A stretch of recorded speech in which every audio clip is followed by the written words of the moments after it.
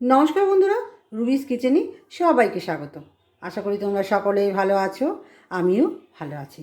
আজকে আবারও আরেকটি রান্নার নতুন রেসিপি নিয়ে চলে এসেছি। সেটা হলো ভেন্ডি দিয়ে আলু দিয়ে সর্ষে পোস্ত। আমি এই রান্নাটা প্রায় করে থাকি, তবে শীতকালে একটু কম করি। এখন যেহেতু গরমকাল, এই সময় আমি একটু বেশি করে থাকি, আর ওরা খুব ভালো খায়। তো যাই হোক, কীভাবে রান্না করি তোমাদের সাথে সেটাই শেয়ার করছি, সাথে থাকো। ভেন্ডি আলু সর্ষে পোস্ত রান্না করতে অবশ্যই ভেন্ডি লাগবে। আমি এখানে ভেন্ডি নিয়ে নিয়েছি 100 গ্রামের মতন। আলু নিয়ে নিয়েছি দুটো, ছোটো ছোটো করে একদম এভাবে কেটে নিয়েছি। আর ভেন্ডিগুলো একটা ভেন্ডি আমি 2 টুকরো করে নিয়েছি এরকম। আর নিয়ে নিয়েছি সর্ষে পোস্ত, এর মধ্যে নিয়ে নেবো সর্ষে আর কাঁচা লঙ্কা নিয়ে নিয়েছি।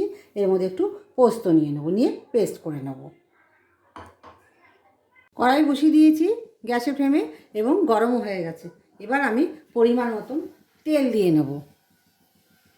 তেল দিয়ে নিচ্ছি। ভেন্ডি আলু পোস্ত ভাজা একটু তেল লাগে বেশি, আমি কিন্তু পরিমাণ মতনই তেল দেবো, বেশি তেল দেবো না।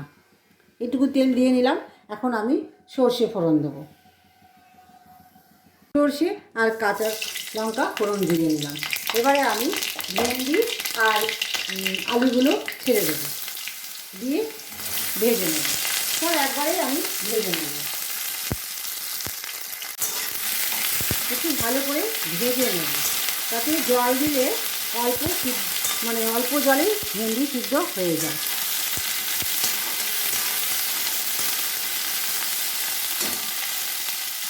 ভাজা হয়ে গেছে। আমি এবার পরিমাণ মতো লবণ দিয়ে নেব। খুব একটা লবণ দেব না, একদম মাপ মতন লবণ দিয়ে নেব। তারপর দিয়ে নেব হলুদ। হলুদও একটু পরিমাণ মতনই দিয়ে নিলাম, দিয়ে ভালো করে মিশিয়ে নেব। নিয়ে আমি একটু জল দিয়ে নেব। তোমরা এর মধ্যে একটু গুঁড়ো মশলাও দিতে পারো, লঙ্কার গুঁড়ো, ধনিয়া গুঁড়ো দিতে পারো। আমি একটু লঙ্কার গুঁড়ো দেবো আর একটু ধনিয়া গুঁড়ো দেবো। 1/2 চামচের মতন আমি ধনিয়া গুঁড়ো দিয়ে নেব, আর 1/2 চামচের মতন আমি লঙ্কার গুঁড়ো দিয়ে নেব। যেহেতু একটু রঙের জন্য দেবো, এটা কাশ্মীরি লঙ্কার গুঁড়ো, রঙ করার জন্য দেবো। আমি যেহেতু কাঁচা লঙ্কা দিয়ে করছি, সেই জন্য শুকনো লঙ্কার গুঁড়ো দেবো না। আমি রঙটা আসার জন্য কাশ্মীরি লঙ্কার গুঁড়ো দিয়ে নিলাম। দিয়ে এবার আমি একটু মিশিয়ে নিয়ে ভালো করে 2 কাপ মতন বা 2-2.5 কাপ যেরকম জল লাগে সম পরিমাণ মতন দিয়ে নেব। এই কাপের 2 কাপ জল দিয়ে নেব। আমি ঢেকে দেব। একটু যে জলটা টেনে আসবে, একটু গামাখা হবে, তখন আমি পেস্টটা দিয়ে দেব।